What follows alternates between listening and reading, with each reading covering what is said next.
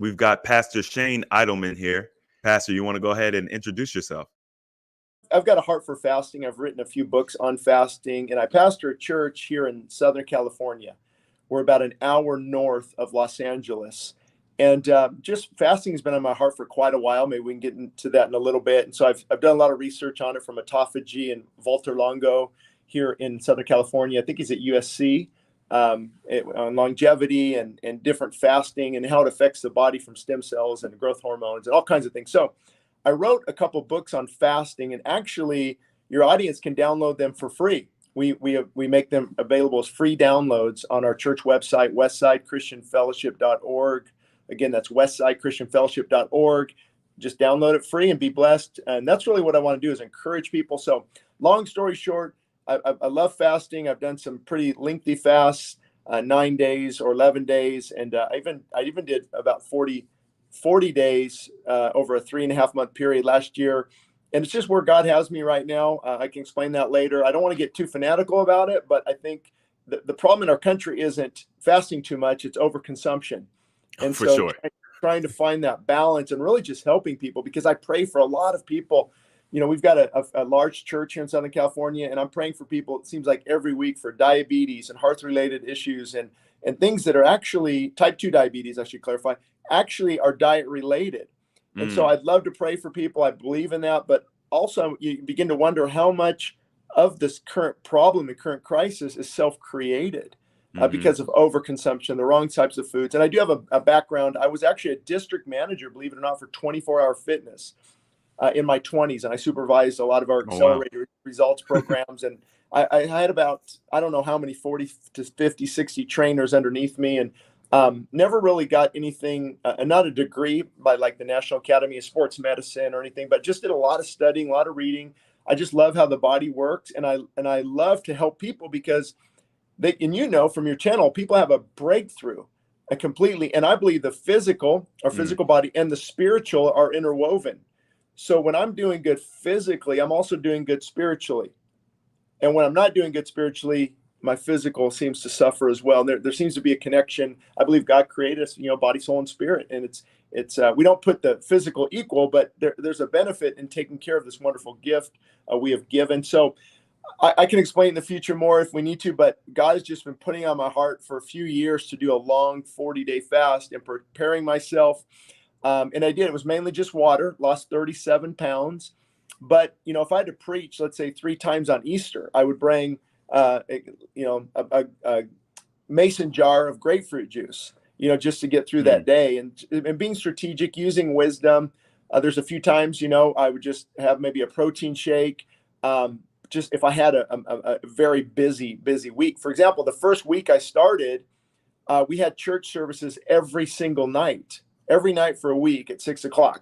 And so, if I had to have a little bit of nutrients to get me through that, I wanted to use wisdom as well. But it was an incredible experience. And now we just want to talk about it. People can find it on YouTube.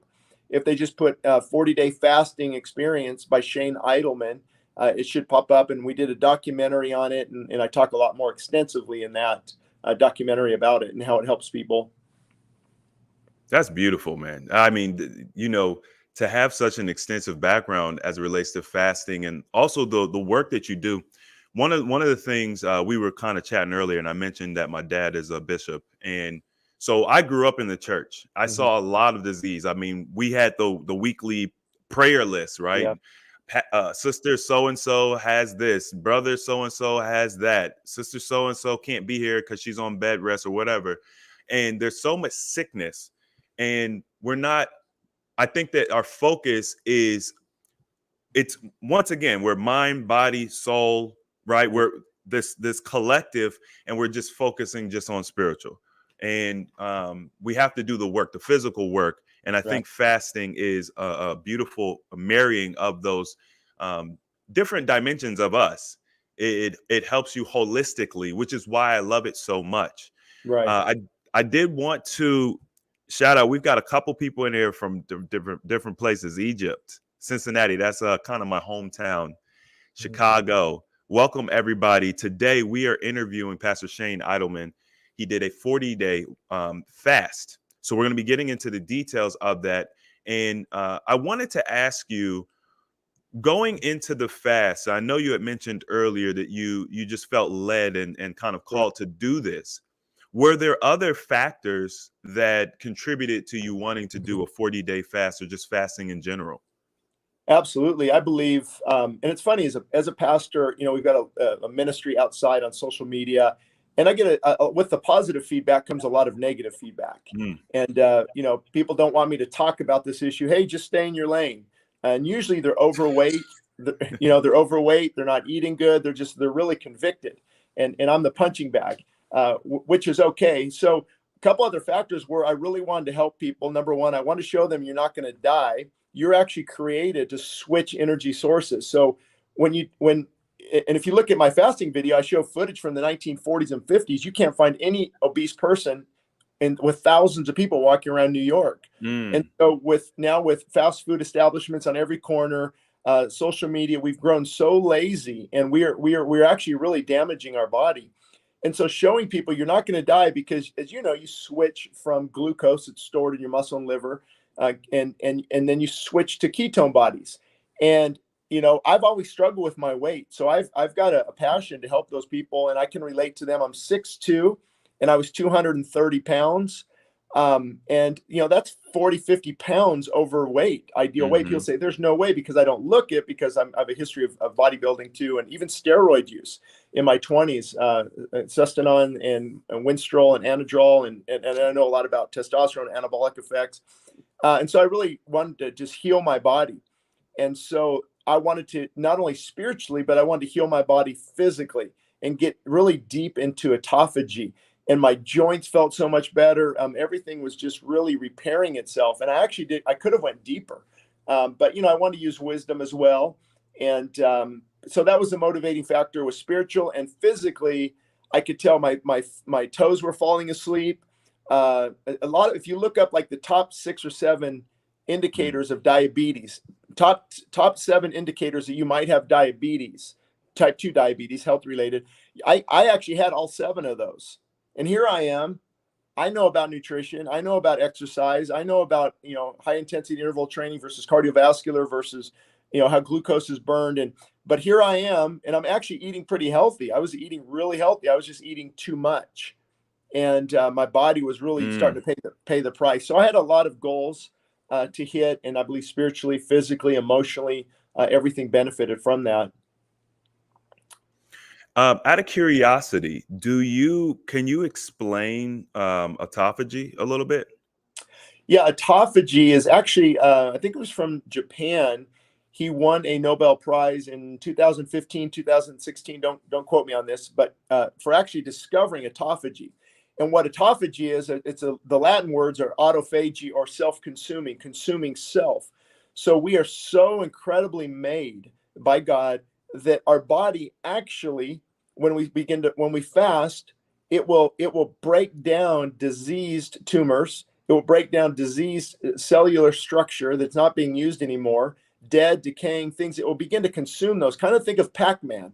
Pac-Man will go and autophagy now begins to clean, and even your eyesight gets better. Your joints get better because your body's not breaking down your heart and your liver and your spleen, all these things for fuel. That's called starvation. And you don't hit that for quite a while. And your body begins to break down dead and decaying tissues. They call it self-consuming, autophagy. But Mm, then you have apoptosis, which is different. That's when your cell basically commits suicide, and because it's dead and decaying. And so all these wonderful things begin to work deep into the cellular level, into the mitochondria. Your cells begin to actually rejuvenate and get rid of the dead and diseased tissue. It's a wonderful thing. And actually autophagy begins, I think probably they're finding within 20, 24 hours of missing food. And then growth hormone are elevated, which is great. The thing we don't want, which is insulin, is decreased, and glucagon, which is a good hormone, is actually increased. And so all these wonderful things happen fasting. What happens to most people is they stop too soon. If you can right. get through that 3rd or that 4th day, Yeah. that's when deep healing really you're not hungry anymore. I mean, I was cooking lasagna and grass-fed beef for my family and spaghetti and all kinds of wonderful things, and just having water. you know, it looks good, but the desire is gone because that hunger hormone is actually decreased after a certain amount Right. of time. Well, here comes the hunger, here comes the hunger. Well, after about 10 minutes, you know, drink some water, it subsides. So it Hmm. goes in waves. And to be honest with you, Chris, the power of the made up mind is, I mean, I think that's 80% of it. Knowing I got to get through this. I have 5 kids at home. So, I mean, it wasn't like I could go to a fasting retreat. I get jealous of those people who can go to a fasting retreat, you know, Yeah. whether it's True North. I talked to Dr. Alan Goldhammer a little bit too during this, and that's wonderful. But for most of us, we need solutions that work at home. So I Hmm. made up my mind, if I have to have a little juice, to not snap at the kids and not be in my bed all day, and to, you know, I would do that. So it was something that worked for me, and I went really deep. But your body, but again, we want to use wisdom. We should probably throw this out here as a disclaimer that, of course, you know, talk to your healthcare provider, talk to your doctor before starting any type of diet related changes and fasting. But if I took a group of 100 people, 90 of them could fast. The Hmm. problem is 90 of them have excuses why they shouldn't fast. I Hmm. didn't do it for many years because I had borderline hypoglycemia, and I start to get, you know, a little shaky. Or the problem I came to find out was I was addicted to sugar. So Mm. I was avoiding this wonderful gift of fasting and still caving into my favorite addiction, sugar. And eventually, you know, fasting really helps to clean your body and stabilize. I mean, we could talk a lot about, you know, how much muscle is lost, how much does it mess up your metabolism, how do you refeed to avoid refeeding syndrome. I mean, there's just so much to it. But that's I think that answers the gist of your question. Absolutely. You actually answered another question, which someone had asked, what day does it get easier? And I think that there's some things you could do in preparation for fasting to make it easier. So when we talk about the hunger pangs, we're talking about um, grilling. So the grilling production, when grilling production spikes, the hunger is there, and that's where that's where you associate those hunger pangs. But you can reduce grilling production as you prepare for fasting by changing your habits. Yeah. So, you know, reducing how much food you intake leading up to your fast, eating more high water content stuff that's a lot lighter and easier for the body to digest will help. And I always tell people you want to fast for at least 3 days. Now we have many different programs and things where people could fast for, you know, 24 hours, 48 hours. But I really like, someone says, "Hey Chris, what's the minimum amount of time to fast to kind of get the best Mhm. benefit?" I would say at least 3 days. And it's to your point, it's all of the benefits that you get from just giving your body enough time to Yeah. kind of engage in that process of fasting. Um, What? Oh, go ahead. Sorry. Yeah. no, go ahead. Well, I was going to say, with, you know, the really, I'm just going to shoot everyone straight. Fasting is actually not that hard. The reason it's so hard is because we're coming off of our favorite addictions. Right. We're having withdrawals. So before fasting, if you can get off of caffeine and nicotine and alcohol and processed foods and sugar, and then incorporate intermittent fasting where you don't eat until late. I mean, I can go 24 hours without even eating. Like, I mean, I'm almost going to do it today, actually. I mean, it's Right. just your body's already adjusted. So you can actually, you can prepare the body, and then it's just a natural thing. Wait a minute, my carbohydrates are depleted. Here's a little hunger, but you can deal with it because you're not overcoming caffeine addiction and sugar addiction. That's really why it's so hard, Right. because you're jonesing. You got to have that hit. You got to have that drink. And so people can take a week or 10 days. It's going to be hard, but it really helps to fast, and your body is switching energy sources. So you might have that keto flu. You might not feel that well, but I looked at as, hey, I'm not feeling well. That's a good thing because my body's repairing. Hmm. Where in the past, I'd say, oh, I don't feel good, I need to eat something. Right. But granted, you have to use wisdom. I mean, I know what, you know, low potassium looks like, low sodium, low magnesium looks like with heart palpitations, or, you know, throwing up. And so you have to use wisdom in there. And I would take a multi-mineral, trace minerals into my water sometimes just to keep those balanced. But you have to be careful because remember, our body is stored. We have enough vitamins and mineral actually stored in our body. I don't know if people realize that or not. But in our fat cells and different things, we have zinc and magnesium, potassium. We have these things already stored. So as your body's breaking it down, your body knows the amount it needs. And if you start you just start mega dosing of vitamins and minerals and magnesium and all these things, you could actually really cause a little bit of harm to yourself. And then, at some point we can talk about refeeding if you like, but I don't know how many people really go past, if I don't go over 5 days, I don't worry too much about refeeding. It's when you go past that, you really have to worry about it. And I didn't do it perfect. I mean, the first day I did really good, 500, 600, 700 calories, not too bad. And then the next day, oh my, it's like you awoke the sleeping giant. And so really the discipline it takes to start the fast is the same amount of discipline you're going to need to end the fast. And you really have to prepare your mind for that. And I didn't end up in the hospital. I didn't get really sick. I could just tell I didn't feel good for 4, 5, 6 days because I think my electrolytes, you have to remember now you're spiking glucose and now you're spiking insulin again. Now, so you really have to ease into this like the digestive system has been asleep and you're just kind of like almost a new infant baby. You're just slowly, I would say if to go as long as I went, you really need a week. To refeed. And I didn't do that correctly. And if I could go back, that would be one thing I would definitely change. When it comes to so I package prep, the fast itself, and the refeed all together. Yeah, it has to be. Yeah, you just want to be in that mindset. So even when people do shorter fasts, as practice, I will tell them always refeed. Because also the other thing too is depending on the type of fast that you're performing, like let's say if you're doing a dry fast, I need people to be in the mindset of refeeding because your dry fastings are going to be shorter typically. And you want to make sure that you come off a dry fast with water and you have to kind of like do that mental work. So I always tell people, hey, just refeed after every fast, prep before every fast, even if it's 24 hours, and it'll kind of help build that mental fortitude you talked about. Now, you did mention that the refeed syndrome.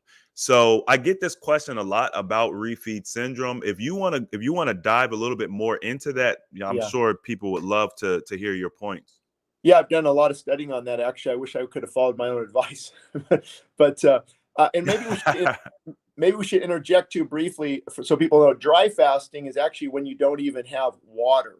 And some people don't even go swimming or take a bath or shower because your skin, can't absorb some of that water. I don't get that hardcore, but I have done well over 15 hours or so of dry fasting. And I mean, the thought process is now you have no water, so your fat cells explode literally much, much quicker. Autophagy, they say, is increased by 3 times. However, it's an area you have to be careful in. And I don't know how long you recommend, and I don't want to overstep that, but I wouldn't go 2-3 days, with more than dry fasting.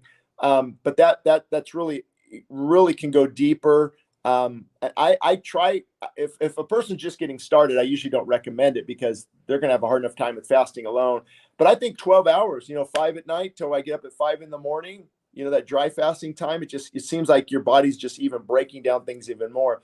But here's refeeding is so important because here's the key with refeeding.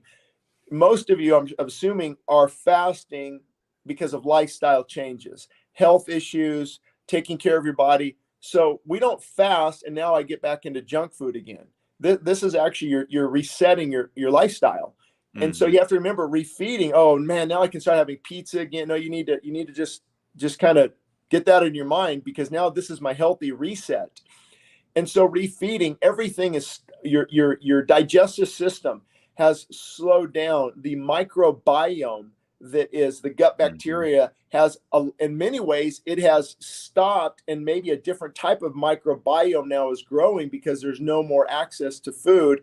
Not only that, your insulin level has completely slowed down. Your potassium and magnesium, your heart rate, your blood pressure has slowed down. Your body is now adjusting. And if you just go and throw in, it's almost like dumping a truckload of wood onto a small fire. You would quench that fire, you destroy that fire. And so your body, the best thing for refeeding is okay, maybe a little bit of orange juice, or a couple hours later, a section of an orange, a couple hours later, a section of an orange, a couple hours later, maybe some bone broth. You're actually working your body into it. And you said it perfect, Chris. You have to, when you talk about fasting, you have to incorporate the pre-fast, the fast, and then the refeeding. Let that be your fast. You got to factor in all that time. So I don't have a lot of meetings when I'm refeeding. I don't have any type of stressful events when possible, because your body, and you have to say, okay, this is not a time to eat. This is actually a time to refeed slowly. And then, depending on how long you fast, you can start to incorporate maybe some steamed vegetables the next day, or, but I would avoid, meat and dairy, hard complex carbs, sugar, desserts, all that, any type of junk food, fast food. That's just really it's going to hurt your body. You've done all this to help your body, and that's going to really hurt it. So that's refeeding in a nutshell. Something to remember is if you go 5 days, I would probably take that next day to refeed. If you go 7 days, maybe 2 days. If you go 15 days, maybe 4 or 5 days. If you do a 21-day water fast, I would be doing a good 4 or 5 days of refeeding. And then for some out there, 40-day water fast, they recommend at least 10 days. Alan Goldhammer, Daniel Pompa, who else is a lot of the fasting experts, Peter Attia.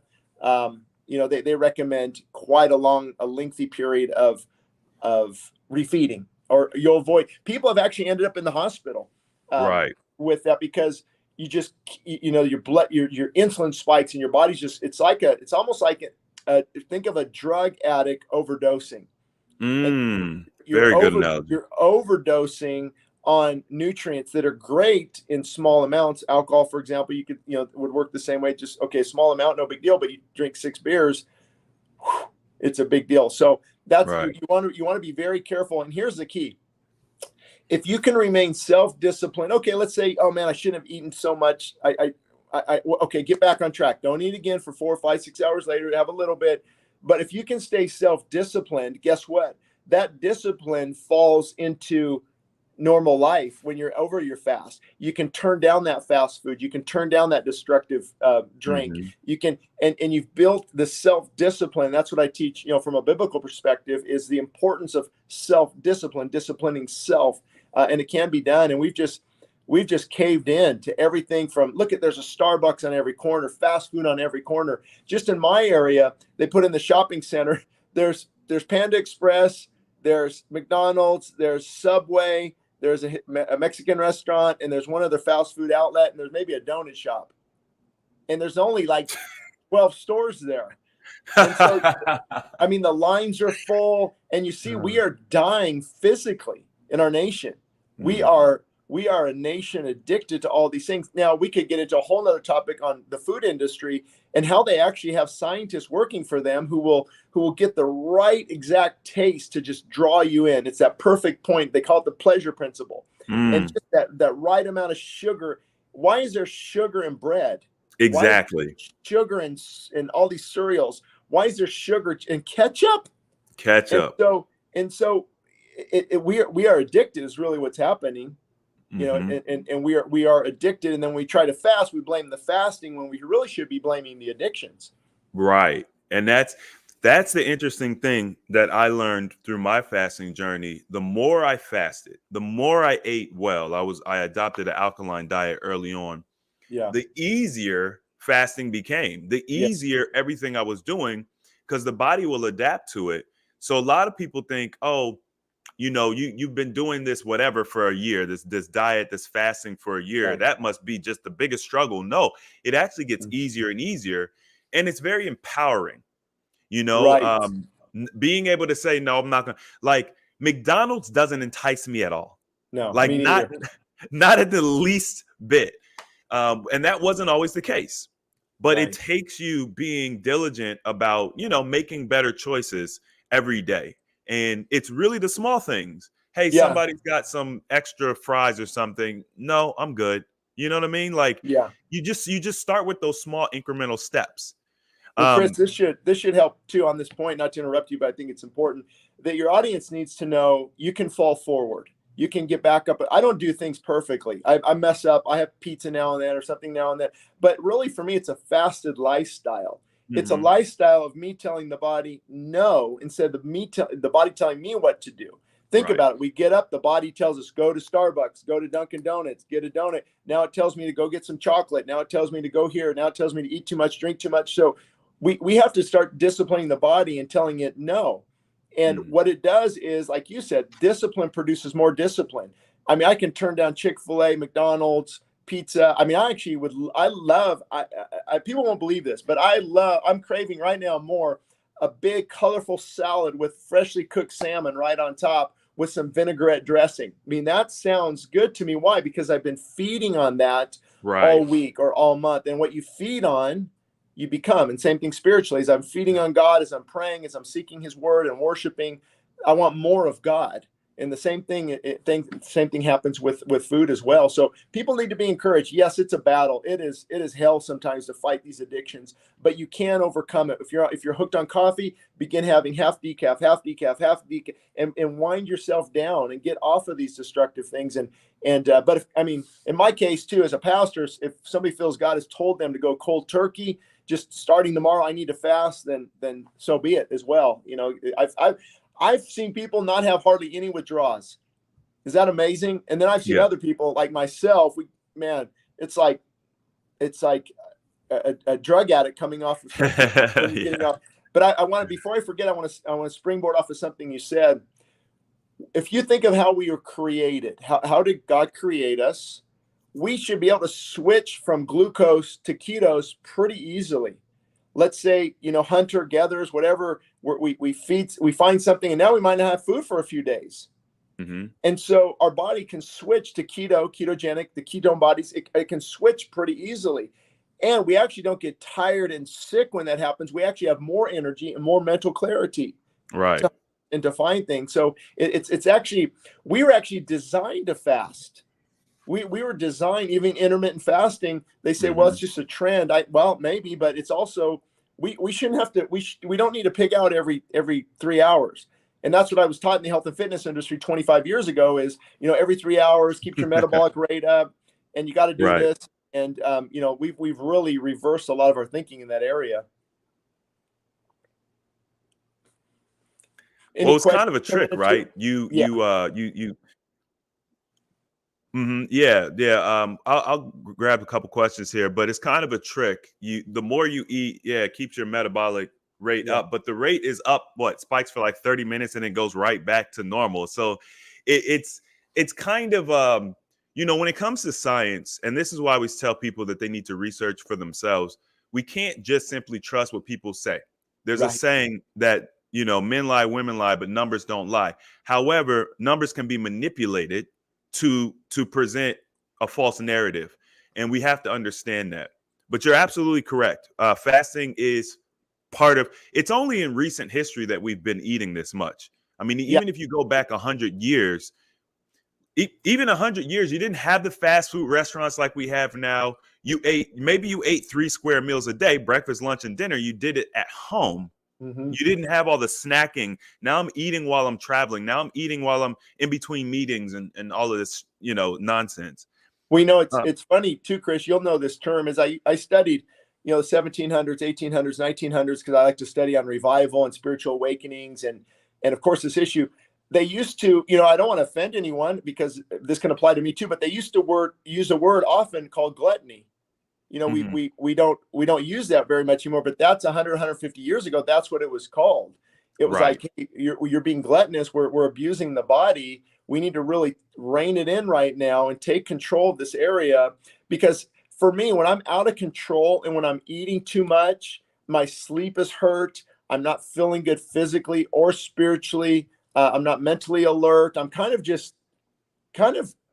depressed a little bit because I know I should be doing better and should be taking care of myself better. And so it really affects, I think, all of us, all of our body, soul, spirit, mentally, emotionally, everything is affected by losing this battle on a continual basis. So on one hand, I want to encourage people. It's not about perfection or I wouldn't be here. It's about direction. What direction do you take, 80, 90% of your life? That's really how you get to your journey or finish your journey well. Yeah, do the right things more often than you do the wrong things. Yes. And yeah, it's okay. I tell people all the time, look, I'm not perfect. I don't know where people get this idea that I'm perfect from, but I also feel like when you look at nature, nature is all about balance. So um perfection, the way that we view perfection, this flawless mastery, you make no mistakes, that's not even a natural thing because True. nature is all about balance. You have True. the yin and yang, light and dark, positive and negative. You know, even when you look at the cells, structured water is has a negative and a positive charge to it, Yeah. and that's how the cells absorb water. It's not about just all positive or whatever. Jack O'Connor asks, I've been trying to do intermittent fasting every month. Is it good to fast for a couple of days? So he's having trouble intermittent fasting, but is it good to fast for a couple of days? Well, I would say absolutely. And the reason intermittent fasting is hard sometimes is, especially if you're not prepared for it, because basically, okay, I didn't have breakfast. It's 10 o'clock, I'm hungry. It's 11 o'clock, I'm hungry. It's 12. And it's like you're fighting this desire to just want to eat. And so intermittent fasting, I encourage people to start with 12 hours, and then start with 14, then start with 16, and start, you can train your body. And so then at some point, if you can get through that first day, there's also a lot of motivation. I forgot to mention that once I got through like 3 or 4 days, you're down 8 pounds, and you're down.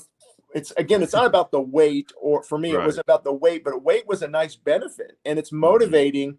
And so I recommend, yeah, if you're having a hard time intermittent fasting, I would definitely advise fasting. Here's why. Here's a struggle I've had with intermittent fasting. It's like, okay, I'll wait to eat, but then I'll eat too much.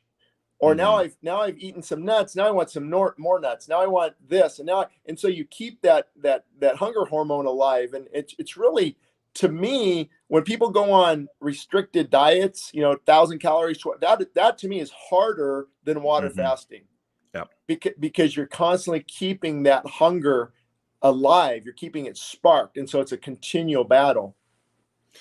I can't remember the name of the author of this quote, but they said that eating creates appetite.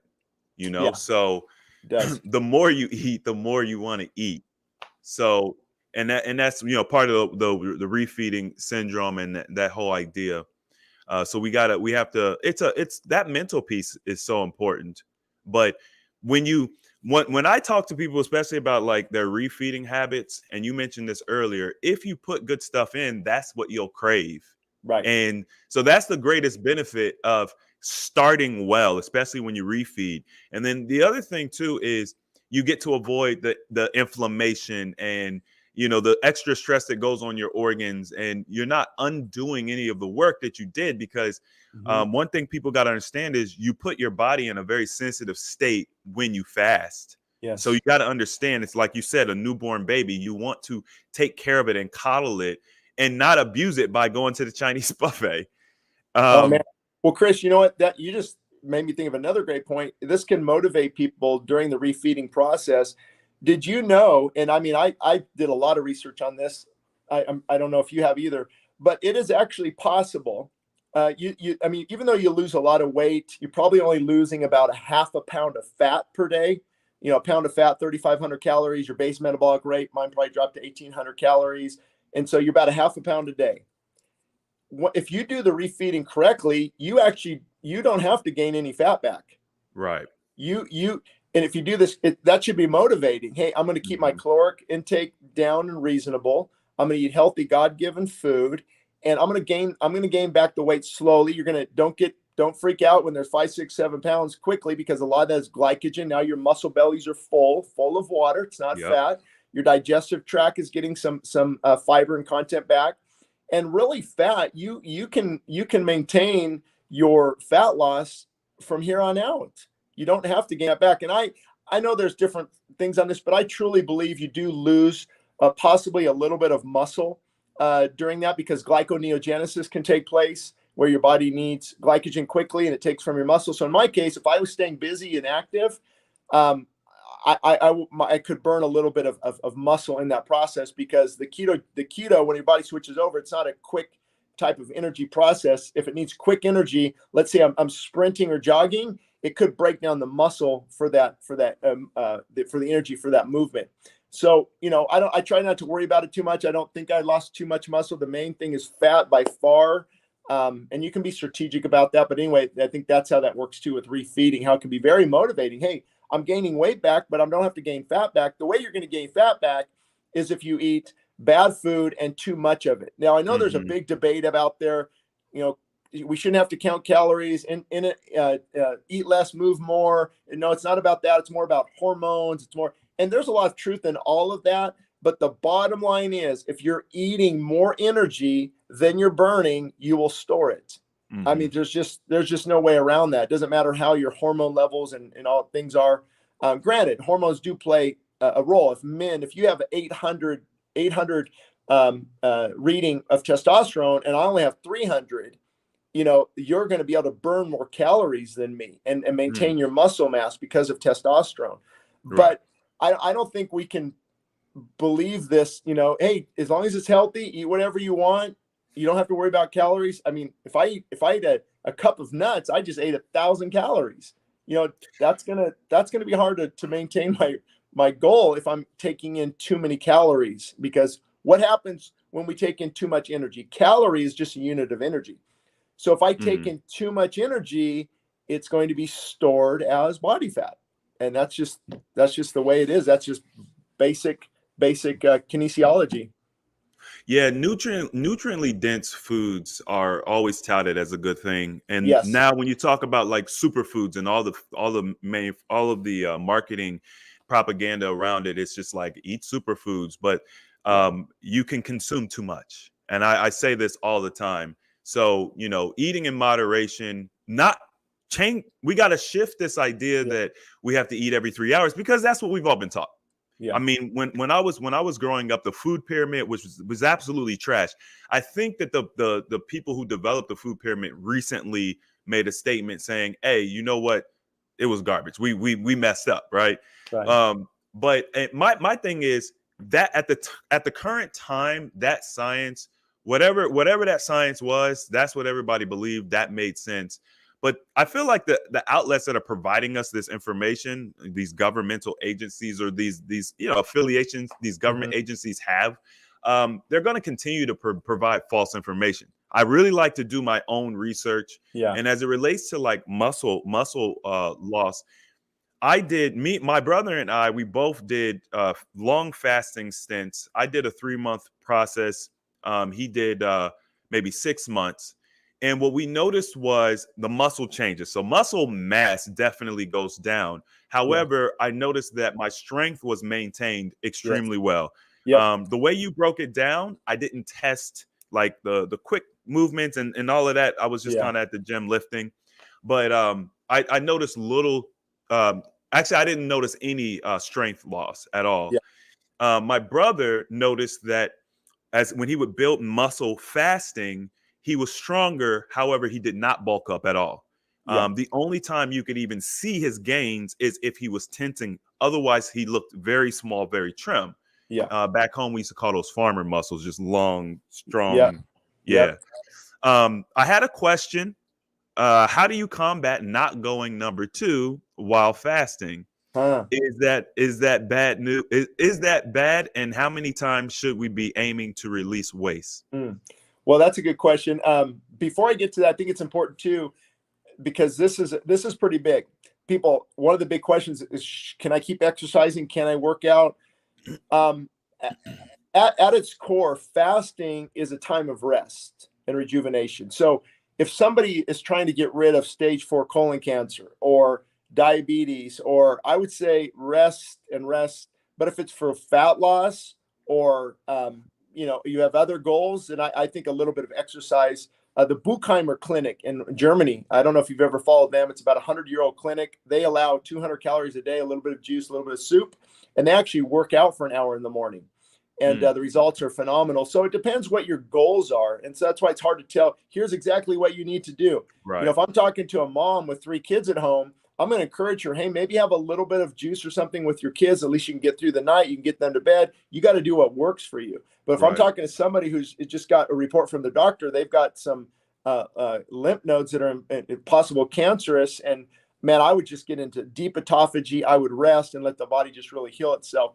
But when it comes to number two is the body is, again, how we were created. There's people go back and forth on enemas or not. I mean, I'm just believe how the body was created, and God knows what he's doing.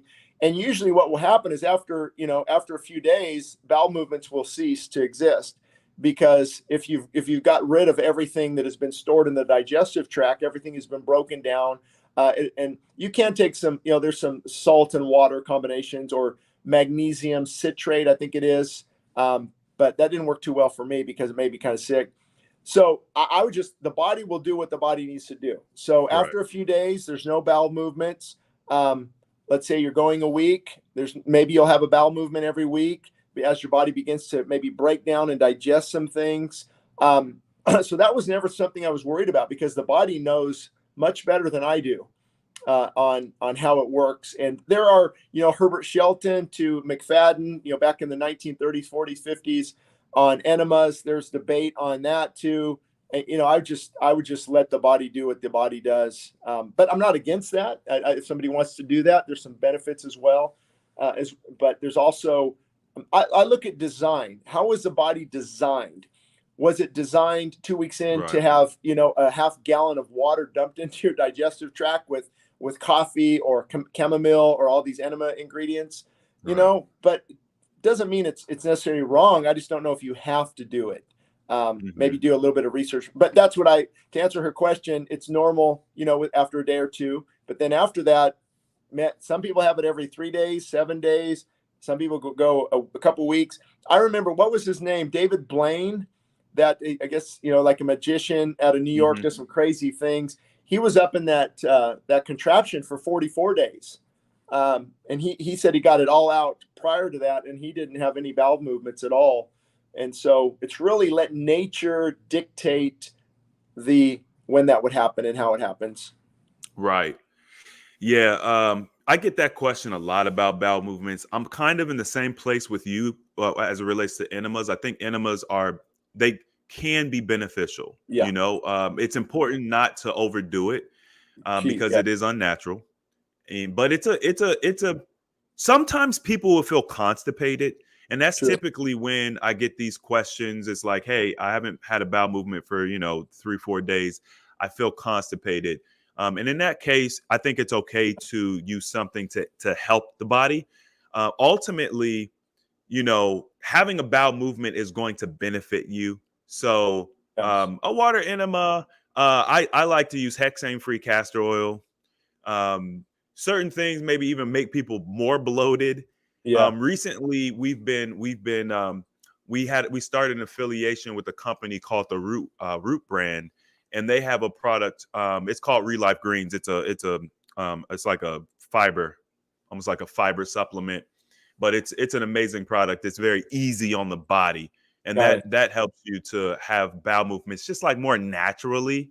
True. So there's a couple different options for that, but for the most part, if you just feel fine and you're just worried because you just haven't had a bowel movement, it's likely just because the bowels are going to slow down when you start fasting. True.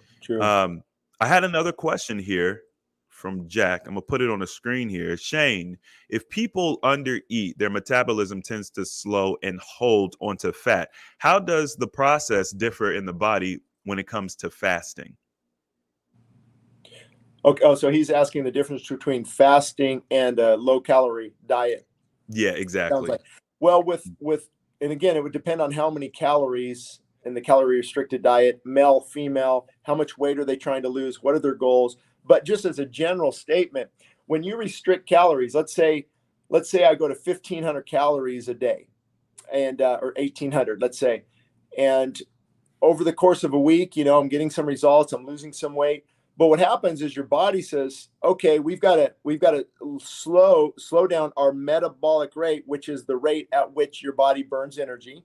So that slows down now to meet this new nutritional deficit or this calorie deficit. So now you're down here, your metabolic rate is down here. And if you stop that, and this is what happens with like The Biggest Loser on TV. This is why most people gain their weight back. They're their metabolic rate is dropped now down here, which I don't think it drops. It depends on what study you read, but you could drop a good 500 calories a day metabolically, and that's a lot over the course of a month. It can really make a difference. So, and now you start, okay, I feel better. I want to start eating again, and you start eating too much, and now your metabolic rate is down here, and now you're eating too much, and you begin to store that body fat back because your body's like, uh-oh, I need to store this. And so what I tell people on calorie restricted diets is you can really switch it up, 1800. Then maybe I'll have a feasting day of 3000, and then maybe on that day or the next day, I'll go on an hour and a half bike ride. I'll just burn 1500 calories. And so you're keeping the body kind of guessing. It doesn't know what it's doing. And that's why they even recommend with meat, dairy, carnivore, vegan, keto. We can get into that, paleo at some point maybe, but that's why they try to switch some of those things around, is so your body is constantly adjusting to it. Now with fasting, it's just your metabolic rate drops to what you need per day. And so let's say you're not eating anything at all, your metabolism slows down, your heart rate slows down. Mine dropped almost 20 beats a minute. So you're talking 25, 30,000 less beats a day. So it's very healthy as well. So, but now my metabolic rate is down here. So now how do I not gain back weight? Well, you have to be strategic and understand how your metabolism has been affected. So for example, it's been a month and a half since I ended my fast. I've gained back about 15 pounds of the 37 lost. And how have I done that is once I start, the refeeding is over, I'm still exercising, I'm bike riding, I'm being selective. I'm not just pigging out. I'm not eating late at night. You have to be strategic because now this new reset, I call it a reset, a metabolic reset, you don't know exactly where it's at, but there are things you can do. In other words, and that's why eating every 3 hours, the reason that was popular is because digestion of food takes up 50% of our body's energy. So I just ate, let's say 500 calories, but am I going to burn 500 more calories metabolically? And so I think the thinking was a little bit flawed there, because if you're consuming too much, that metabolic rate increase probably won't matter too much. But sorry, I'm getting on a rabbit trail. To answer his question, yes, both calorie restricted diets and fasting will lower your metabolism because your body is adjusting now to this new thing. And especially when fasting, you have to remember this is a reset. This is something where your body is readjusting. So you can't go back to your old ways. You're actually trying to get away from your old ways. That was the whole point of fasting, is to make a lifestyle change, a lifestyle difference. So yes, we have to be strategic. Let's say, I could eat 3,000 calories when I was younger. I can't do that anymore. And so you have to be strategic on how you do that. So to answer his question, yes, they both drop. You just have to make sure you don't just go right back into your normal. But to answer his question at a different level is your metabolic rate can get back to normal, but it can take a few weeks, maybe even a month.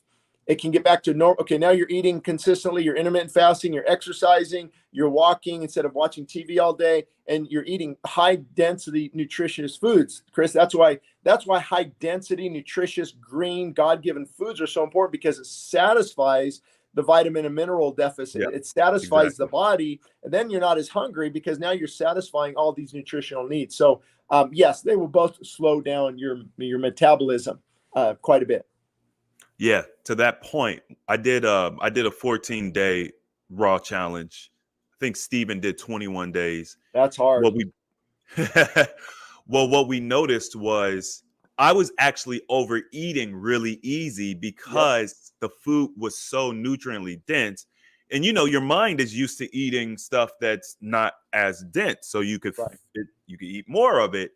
It was great for me because I was able to begin the process of training myself not to overeat. So for those who deal with overeating, that actually might be a good exercise to do, but it really does work. And what I will say is there may be a period of time where your body needs to kind of adjust. If you're just eating fast food all the time and you go to eating raw, it might take a little time to adjust. I don't eat that way. I didn't have that experience, so your experience might be different.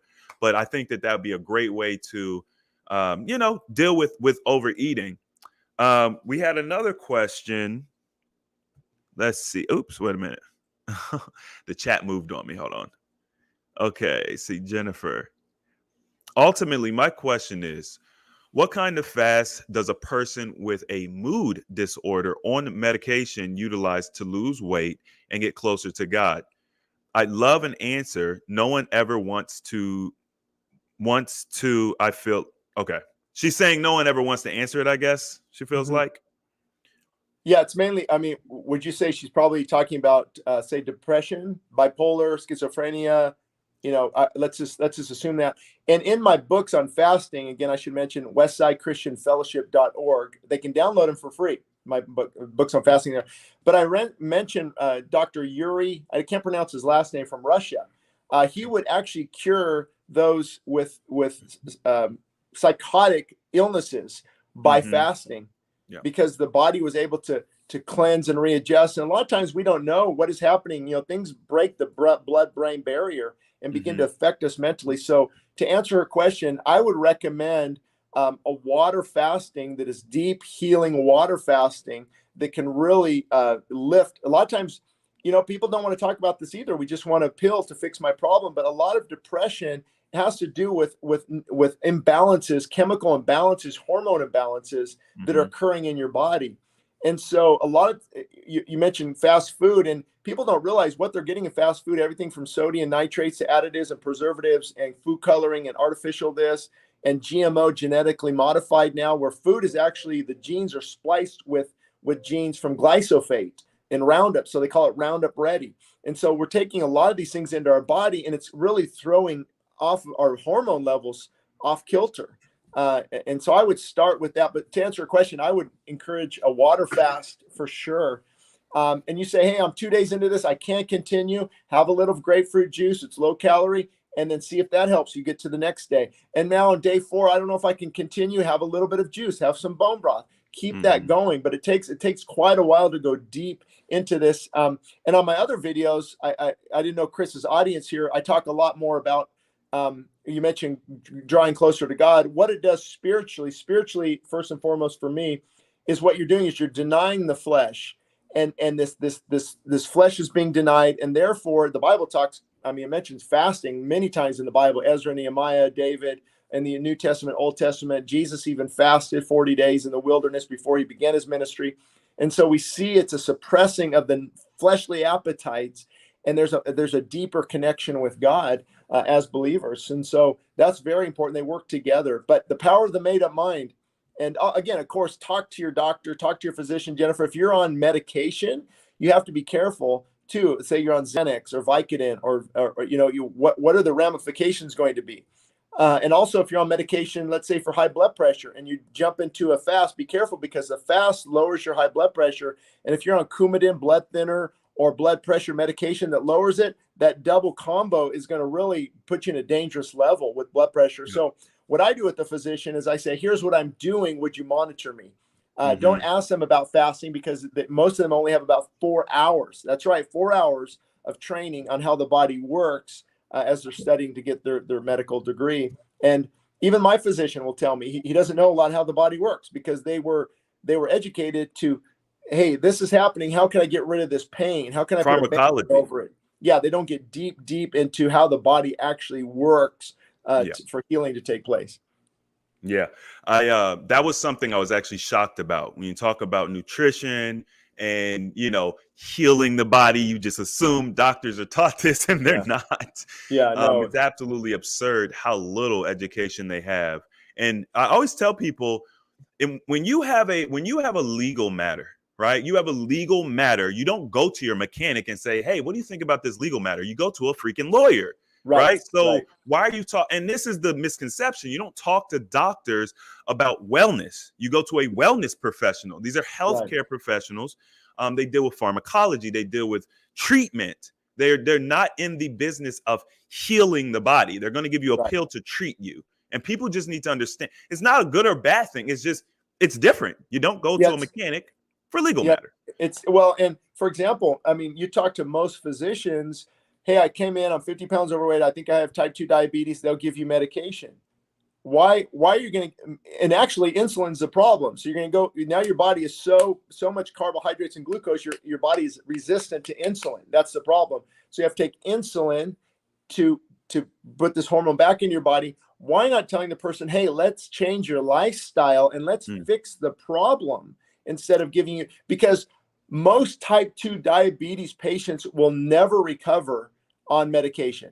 Right. It's a disease that it's not curable on medication. It's only curable by reversing what causes it. Right. And I mean, I can give you so many examples. I went into my physician in 2015. He said, Shane, you need high blood pressure medication. Your blood pressure is too high.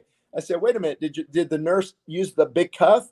He goes, oh, no, I don't think she did. So they used a big cuff. Oh, you're fine. You don't need medication. Exactly. My daughter needed my 5-year-old needed her adenoid and tonsils moved. She was having removed. She's having a hard time breathing, and it was inflamed. And the doctor said, we got to get her down to Children's Hospital soon and get these things removed. I said, okay, hold on. Give me 5 days.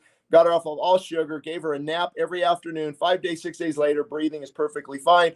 I can give you another example. They wanted to prescribe prescribe this testosterone, a performance enhancing drug. All we did was change the person's lifestyle and his eating habits, get off alcohol, and that testosterone increases big time. Because if you give yourself a synthetic testosterone, as a male, you're going to stop producing testosterone.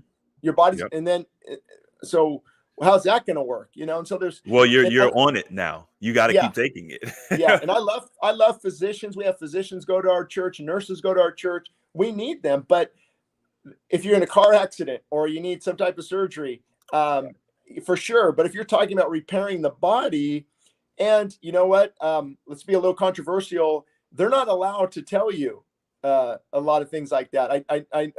A friend of mine is an oncologist, he's an oncologist, and helps a lot of cancer patients. He says, Shane, if I tell them what you're telling them, I could lose my license, even though I know it will help them. Even how absurd is that, Chris? I know that if I recommend fasting, man, I get some complaints at the Board of Medicine. I could lose my license. Yep. So I know doctors who have lost their license. Yes. Well, fasting, you would lose your license in the 80s. Listen to Dr. Alan Goldhammer's testimony. He had to go to court in the 1980s because he was recommending fasting. And it's just, it's this, let's take this pill, let's take this thing. And anyway, I'm getting on a rabbit trail on that one, but is there more questions that came in on that topic or any other topic? You two might kick us off. It's a touchy subject. Huh? Are you can you hear me? Yeah, I can hear you. Yeah, just fine. Okay. No, it's a touchy subject when it comes to that. I think that people, ultimately you just need to make a decision. Yes. Do you want to make the lifestyle changes? If you do, then you can get a much better outcome. If you don't want to make the changes, then you do have our medical system. So true. Yep. Exactly. Let's see here. I think I did have another question, but I might have lost it. Okay, so Jennifer, the lady who asked about the mood disorder, she said it was bipolar. Just want to let you know it's bipolar. But we should say, I should tell, Jennifer, anyone else listening, we're not saying, and I know you're not saying fasting is a cure. All it does is it stops the production of food and chemicals and things that cause 90% of our problem, and allows the body now to use that energy instead to begin to heal itself. And so with bipolar, some people I recommend, hey, if they need medication to balance out that serotonin level, that's totally up to them. I'm not against that whatsoever, but I would look at first how the body is being affected physically with what we eat and our lifestyle choices and things like that. And fasting just allows your body to now reset and readjust. Why do your joints feel better? Mm-hmm. Why many times does your eyesight feel better? Why? Because you're getting rid of a lot of the toxins that have been causing the damage. If you have a group of workers, right? Like, let's just imagine these construction workers in your body, and you want them to complete this task, but you keep giving them all these side missions to do. Hey, I need you to do this. Hey, I need you to do this. It's going to take a very long time to complete the primary task, or maybe they won't complete it at all.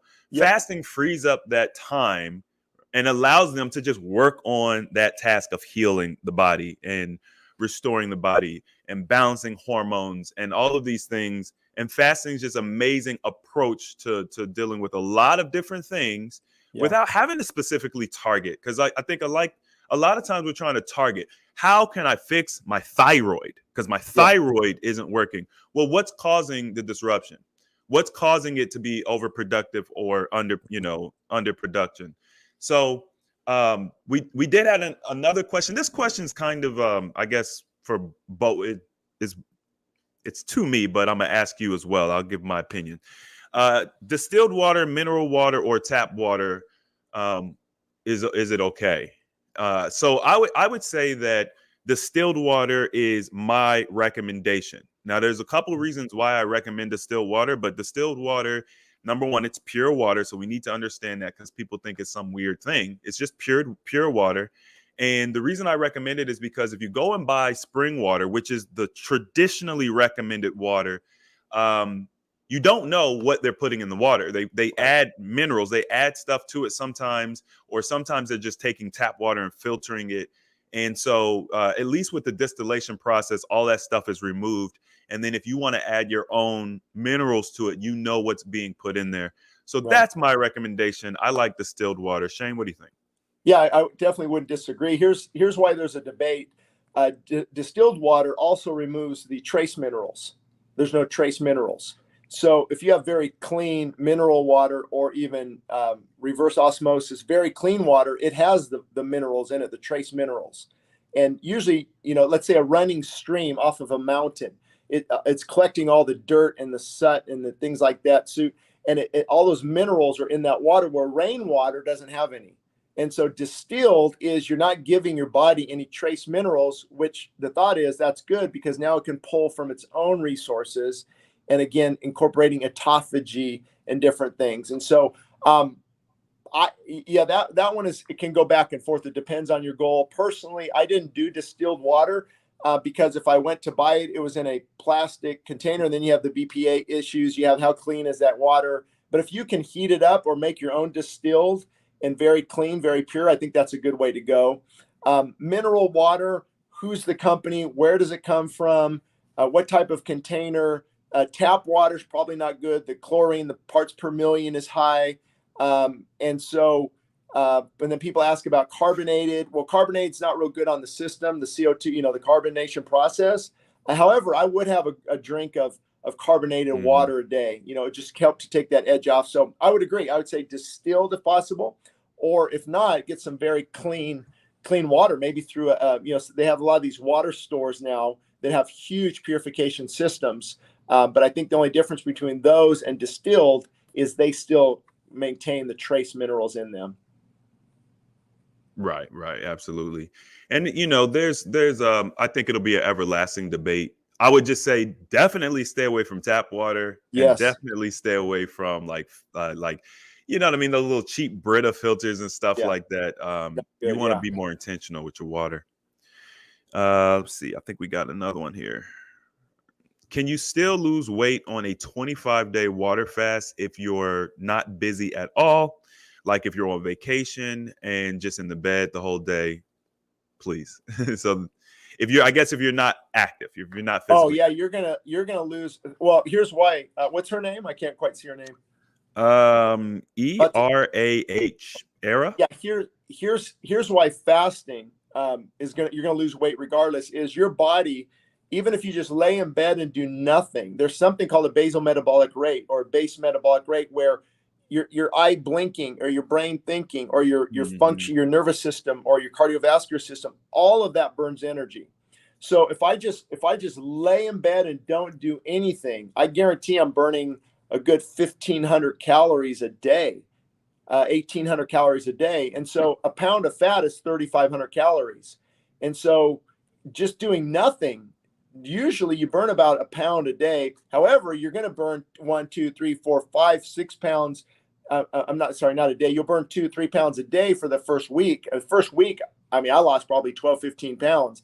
But then after that, it slows down. Now that the water stored in your muscle bellies, and now your glucose is gone, and now your digestive tract is free, you're really burning about a half a pound a day. So it slows down to about a half a pound to a pound a day that you're losing. So to answer your question, yes, you will still lose weight absolutely doing nothing. I would recommend resting and not doing much, because when you start to do a lot of activity, again, that's where your body will begin to burn muscle as fuel, gluconeogenesis, creating glucose from nothing. It can take from your body. Think about this, Chris. Look at the difference between a long distance runner and a sprinter. Man, that sprinter is built. He's what they call jacked. He looks, I think of Bo Jackson, that was in my day. And but then you look at a long distance runner, it's like, are they sick? Right. What's the difference? You see, their body needed to pull from the muscle for fuel because it was long distance, where the sprinter 100-yard dash, boom, it's quick energy, it's quick burst, it's using that glycogen quickly.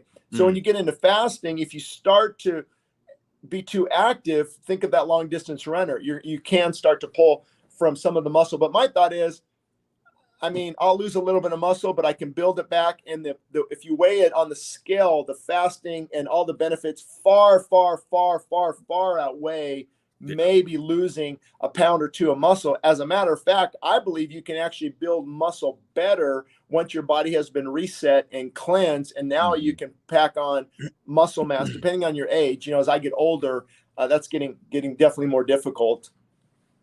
Yeah, absolutely. And that was what my brother did. So his physique was amazing. Lost 100 pounds, 102 pounds, something like that. Built some amazing 90 days. So he fasted on and off. He did. Oh, that was Steven. You're talking about Steven. So I'm talking about John. John did, he fasted for 2 months initially, not straight. He was doing, he started with like a 8-day fast, might have did a 10-day fast, and then he was doing our 5-2. So fasting for 5 days and then eating for 2 days. So basically, that might be a good strategy for some people listening, is basically he fasted as long as he could, and then ate a little bit, kept his calories low, then fasted again, kept his calories somewhat low, then fasted again. So it was a constant hitting of and that's why people make the mistake of fasting and then they just go back to their old lifestyle and they gain the weight back because the body is not adjusted. So, okay, that makes sense.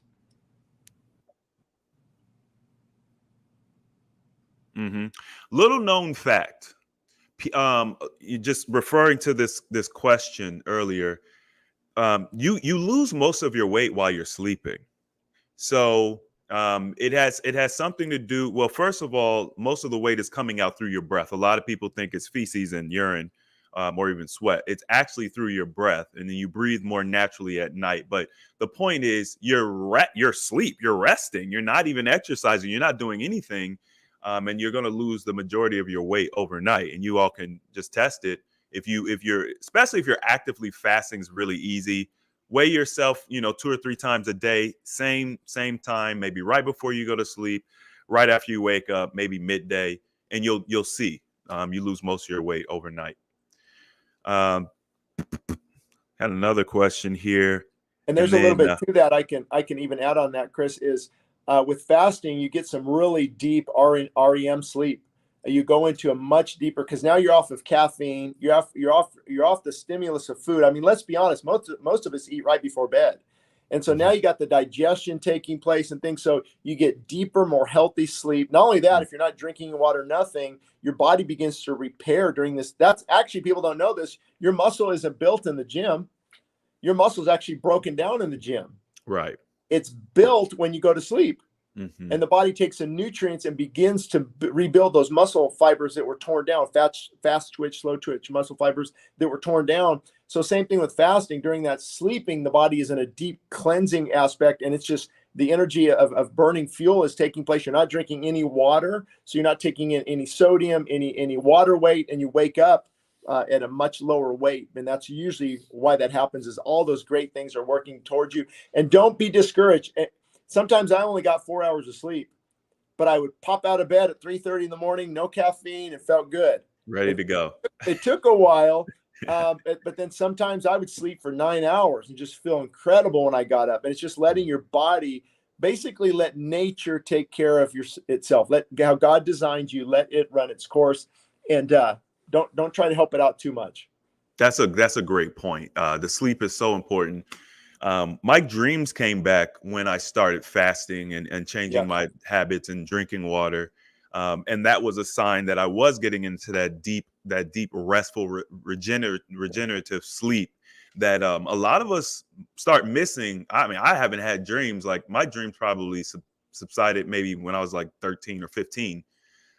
So just imagine going all that time and not truly getting restful sleep. Yeah. It's a major epidemic, honestly. Well, the reason is, and I'm just trying to shoot people straight. I've did a lot of research on this topic as well. And what they're finding is a lot of our health issues, a lot of overweight, it's because we're not getting that deep, rejuvenating sleep.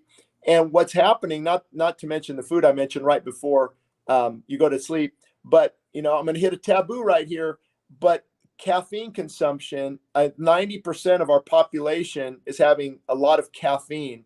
And even when you get over 500 milligrams of caffeine, the diagnostic manual for mental disorders begins to list caffeine related disorders. And if you have it even after 12 o'clock noon, it has a half-life.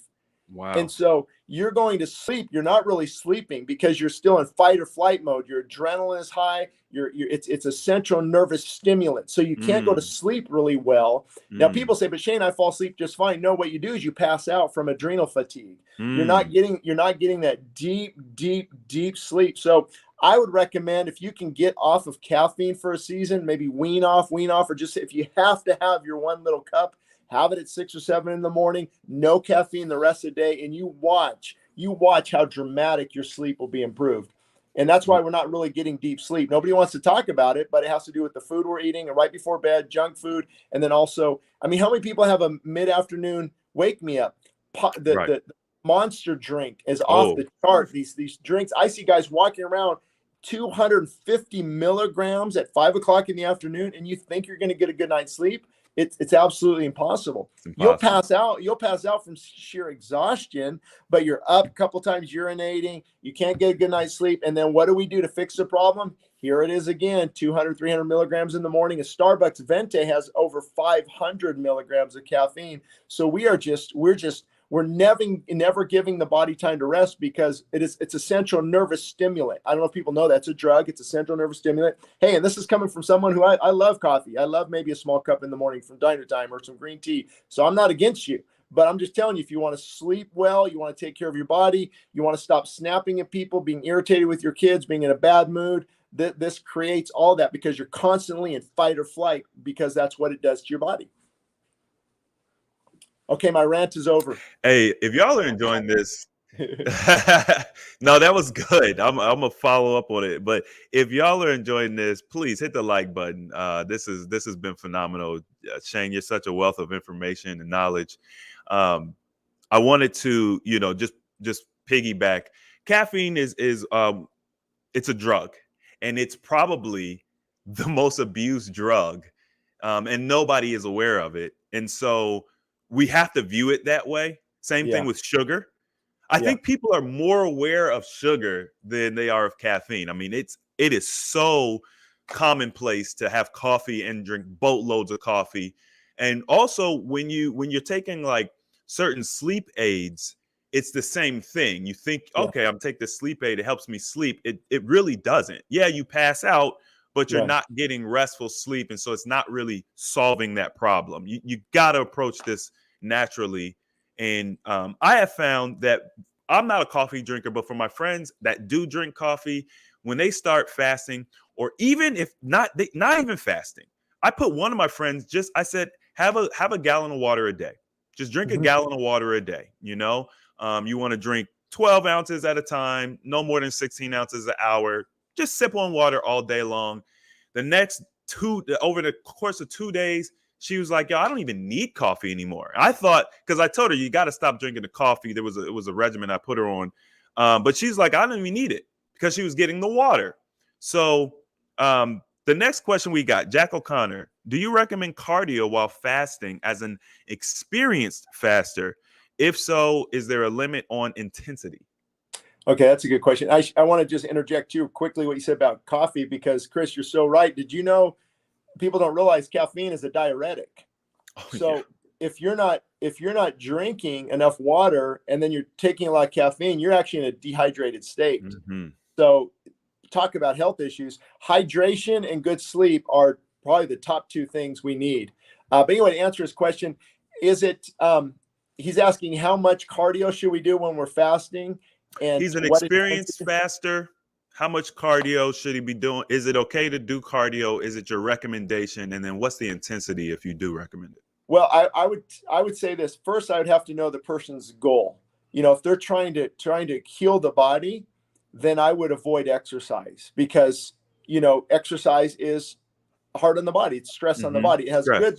good benefits, but also, so I would just let the body heal if you're trying to heal. But if you're trying to lose weight, I actually would go take a walk in the desert. So instead of jogging, long bike rides or hard interval training and burning 1,000 calories, I'd probably burn 200 calories. Just get some sun, get some vitamin D, just walk and just pray, and just I would be moving and active. And for two reasons. Number one, I really didn't have the energy to work out hard. I was kind of just getting in a deep funk. Your body's just cleaning itself out. But then, like around on one fast I did on day 6, the energy was out of the room. I wanted to clean my house. Yeah. I wanted to go on a long jog, and then I worked on my book, and it was just like I have so much energy, I don't know what to do with it. And so in that case, I was able to kind of work. So it depends on the body, what the person's goal is. I wouldn't force hard cardio just to do it, thinking, okay, I'm gonna hit my goal even quicker, because it could backfire, and you Mm-hmm. could actually lose some muscle mass, and you could wear your body down instead of really strengthen it during the fast. So he's saying he's an experienced faster, then cardio is okay, and it's really, it would be up to your own personal preference. You will lose more weight. I remember reading a study on a guy who fasted 28 days, but he lost 44 pounds in 28 days, but he was very, very active. And he found for him, it was a little counterproductive, because he lost a lot of muscle mass, and it really didn't benefit to the degree he wanted to. Sure, he lost a lot of weight, but you can't lose. Think about it, a pound of fat is 3,500 calories. So even if you're losing a pound a day, I guarantee it's not all just fat. If you're exercising, you're switching in and from your protein, muscle. Amino acids can be broken down for fuel, but nobody knows exactly what that formula is. That's why it's tough. So I would leave it up to you, depending on what your goals are. I did some cardio when I was fasting, but not much, and not high intensity. It kind of felt good, to get out, walk around, stay a little active. I just couldn't do I didn't have a lot of energy. Right. Yeah, listening to your body is definitely key. Understanding the signals that your body's sending is also part of that, because a lot of people misunderstand the signals the body sends. It's important to get the lymphatic system moving. Yeah. I don't like the idea of someone literally just sleeping for 30 days, Right. just laying around in bed. It is important to move. But Well, to exercise, Chris, also, go ahead. well, I was going to say also, what happens if you're just laying around, you can do damage to your muscle. Atrophy can take place. Exactly. That old saying, you don't use it, you will lose it. And that's what happened. I mentioned that guy up in that cube for 44 days. He was atrophied. He lost because he didn't move at all. So I think we need to be moving out. But if you look at the fasting clinics, that where people go there for 3 weeks or 4 weeks, they just have them lay down and rest, because they're trying to do some very, very deep healing, because a lot of these people have some really, but I'm with you. I don't think it's even practical. I don't think we're designed how God designed us during seasons of fasting, like when Jesus was in the wilderness for 40 days. I don't think he just laid down somewhere the whole time. There was walking, there was engagement. And so I think you definitely can stay active, but you hit the nail on the head. Listening to your body is key. I would not push it too hard during fasting, but if you feel like, hey, I feel like going on a long walk right now, I would go for it. Yeah. That's I call that the Goldilocks zone. The first time that I experienced that, it was around the same time frame as you, maybe between 5 and 8 days. I felt incredible. And it's kind of you can look forward. You kind of can see the benefit of fasting, the true benefit of fasting, when you get this glimpse, Yeah. the energy, the clarity, this overwhelming sense of just wellness and well-being, and you want to do the right thing for yourself. It's amazing. And it's not a guarantee that you're going to experience it in 6 days or whatever. I think if you're a regular faster and you do the prolonged fast, you will eventually experience it. But Yeah. it's just an amazing thing. And Shane, I should note this real quick. Mhm. On this 40 day, I never hit that euphoria. Interesting.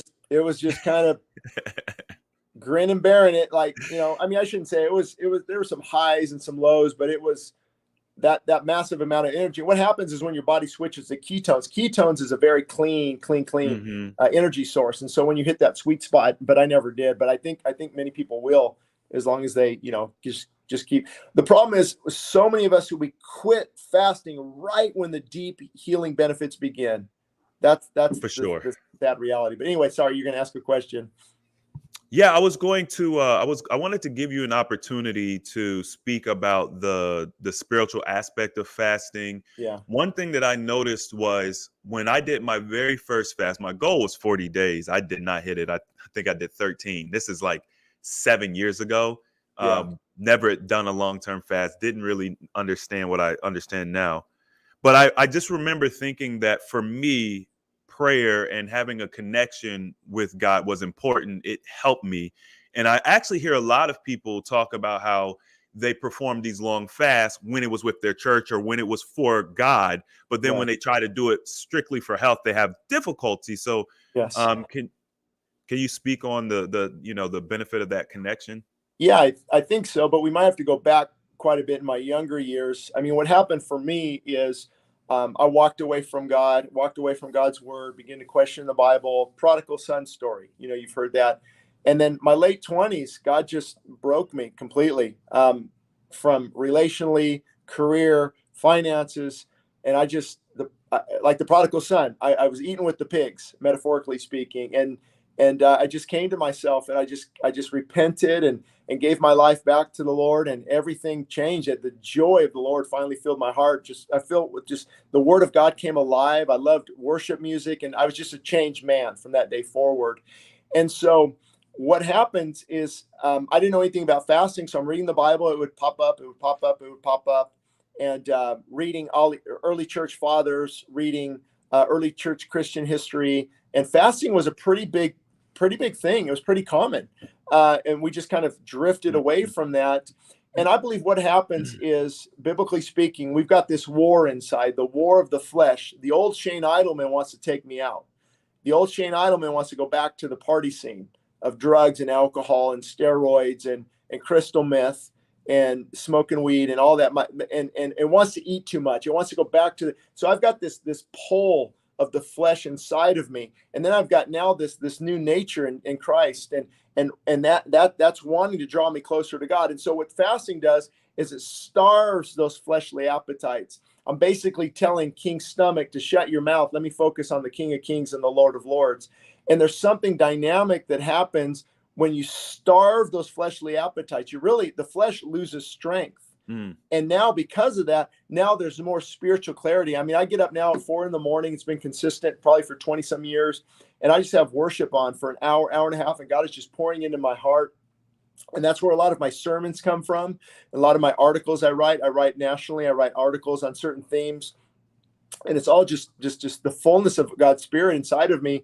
And so that's the benefit of fasting, is you're starving.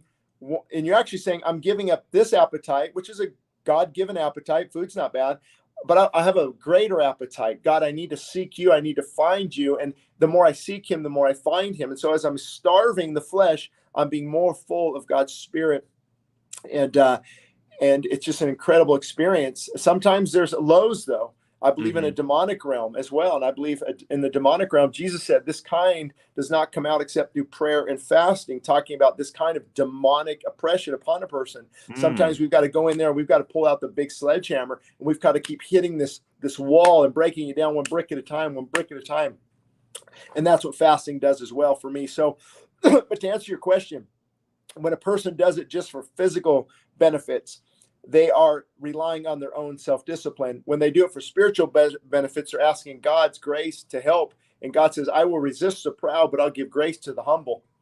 And God, I believe you definitely feel better when it's spiritually, because you're like, Lord, I'm hungry, but I'm giving this to you. I can't continue, but I'm giving this to you. I need your strength right now. And so now you're relying on his strength instead of your strength. And that's why it's a lot easier to see it through. For me, a spiritual fasting is a lot easier, because with spiritual fasting, I'm not compromising. With physical fasting, I'm like, oh, I'm just going to grab some cashews right now. Gotcha. I'll start tomorrow. I just need to have, but spiritually, I'm just, Lord, it's all you. I can't do this without your strength, without you. It's made a major difference in my life as well. But again, doesn't mean I'm perfect. The old Shane Idleman still knocks at the door sometimes. That's just part of that Adamic nature, is wanting to draw us away from God. And so fasting is really fortifies Paul. The Apostle Paul said he was in much fasting. Peter was fasting. Ezra fasted for protection. Nehemiah fasted before rebuilding the wall. Esther called a fast. In the book of Joel, God says, come, my people, into my house and call a fast, call a sacred assembly. And I truly believe the only hope for our nation right now, we are dying physically and we are dying spiritually. And we need fasting like never before to get into right relationship with God via repentance. Repentance is a beautiful word you won't hear very often right now. But we have to repent of our sin and embrace Christ and let him change us from the inside out. It's interesting because, just to your point, I think that fasting is becoming much more popular here recently. Mm-hmm. And that's not a coincidence. It's something that I think that we were always going to end up going back to. It's embedded in our history. It's an ancient practice. And you can find it throughout all ancient texts, not just biblical texts. For sure. And even mathematicians and philosophers, I can't remember if it's Hippocrates or somebody, would tell their students, hey, you need to fast for X amount of time before you even come to work with me. I think it was Aristotle, 40 days for students. Yeah. Okay. Yeah, so it's actually interesting to see how much the landscape has changed versus when I just very first started talking about it, because obviously people have been talking about it for a long time, but it has definitely grown in popularity. Yeah. So, well, I think too, it's not like a passing fad. My first book that people can download again for free on our church website, What Works When Diets Don't, and that's what I talk about. There's the reasons diets don't work is you can't say, okay, I'm going to do this for 30 days. I'm going to do this for 60 days. We have a lifestyle problem. So we have to fix our lifestyle. So This isn't a fad like Atkins or carnivore or paleo or keto, and I can talk about all those. This is a lifestyle of fasting is really the only thing that works, is denying the flesh, letting it reset, letting the body heal, and then building on a strong platform going forward. 100%. We've got one more question I'm gonna grab, and then we'll kind of close. This has been phenomenal. I'm glad we did it. I'm glad we did it live. Yeah, me too. Brother Jay Blaze said, my son has a question. I wanted to get the question. It's for his son. Okay. Curious, is a colonic a good thing before? I'm assuming, but he says boxing. I don't know if it's boxing or fasting. I don't know if that was a typo. But we did touch on the colonics. The enemas. So yeah, he could. We'll just assume he's saying fasting. Yeah. Well, yeah. If he rewinds back, probably midway through, we did talk about this. And I think you were spot on, Chris. If you're feeling bloated and you're feeling like it would be a benefit, then I think it's good. But if you're feeling, why would you do it if you're feeling pretty good? That's why I don't recommend it. I don't really do it because I'm not feeling bloated. I'm feeling a complete opposite. And actually, if you pick up some magnesium citrate at your local pharmacy and just drink a couple ounces, I wouldn't drink the whole little bottle, but that magnesium citrate actually, you have to be careful because it's a diuretic too. It pulls the water and puts that water into your digestive system, so you'll flush it out. Or the salt and water mixes. There's different things you could do, but I would only do it if you're feeling like you need it. Not going to hurt you necessarily, but I don't think it's something that it's going to make a big difference, if that makes sense. Unless you really need to, you feel like I've got to remove some of the stuff in me, then, by all means, maybe take a different measure. Right. Excellent. All right. I want to give you an opportunity to close us out. Any last statements, anything that I know that you had mentioned your church website where people can go and download. You've got 2 books on fasting, was it? Yeah, I've written 2 books on fasting, a couple books on health and fitness as well. Other books are on spiritual matters from the Christian side of things at westsidechristianfellowship.org, westsidechristianfellowship.org under free ebooks. So now, granted, they're on Amazon, they're on Kindle and different things, but we want to offer free resources, not about the money. So people can just download those for free at our church website.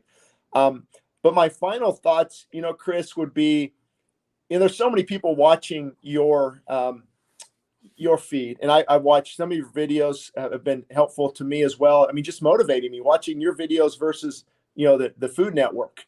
Big difference. Right? Because as a man thinketh in his heart, so is he, and what you feed on you will become. And so I would encourage a person. I know there's people listening right now 100 pounds overweight, 200 pounds overweight, and I just want to encourage you. It's about getting back up and falling forward. I ate pizza a week and a half ago. I felt terrible.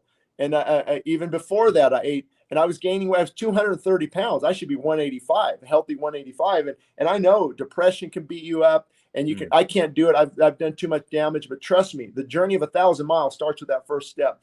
And you can download some of these books, get motivated, fall forward. You don't look at the scale every day, look at it every week, possibly begin to make lifestyle changes. That's the key. We get hooked and we get stuck in bad lifestyle changes and we can't seem to break out. So you need to understand you can fall forward. You can get back up. Even if you don't see immediate results, you keep eating healthy, intermittent fasting, and you just keep working towards your goal.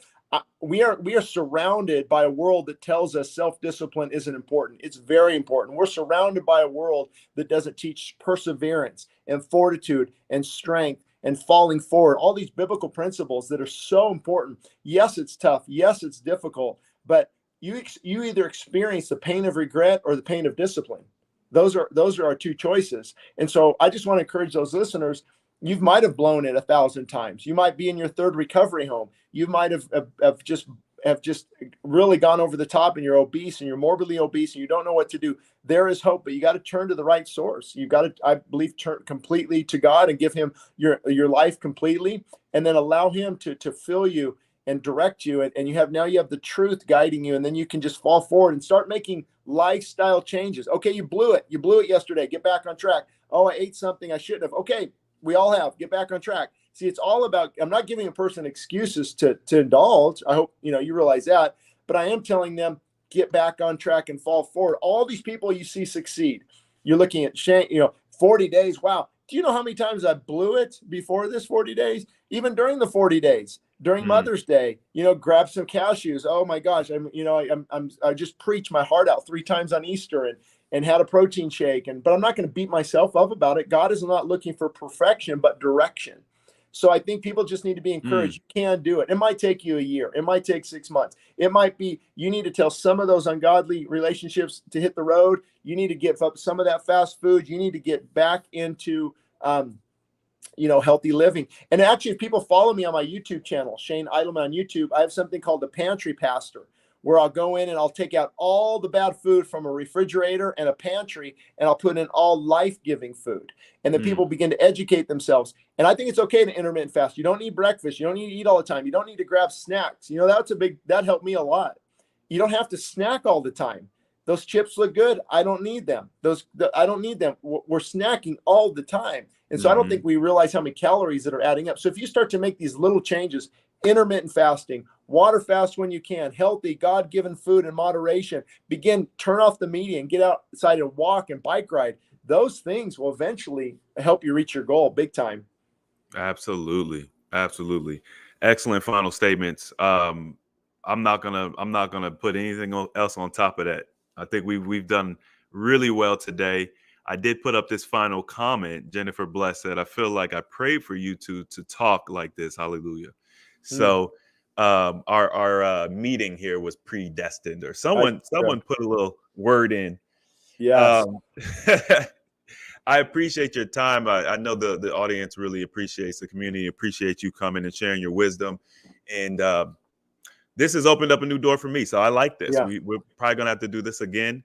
We could do part two and answer some of the Bible questions that come in, because I know a lot of people, that's a big thing, you know. And I've looked at biblically, I've looked at it archaeologically, prophetically, historically, scientifically. The Word of God is inerrant; it stands the test of time. To me, there's no doubt, no question. And once I got rid of that struggle in the 20s, and when I was in my 20s, it realizing that it is absolute truth, it was really changed my life completely. And so we're not just believing pie in the sky.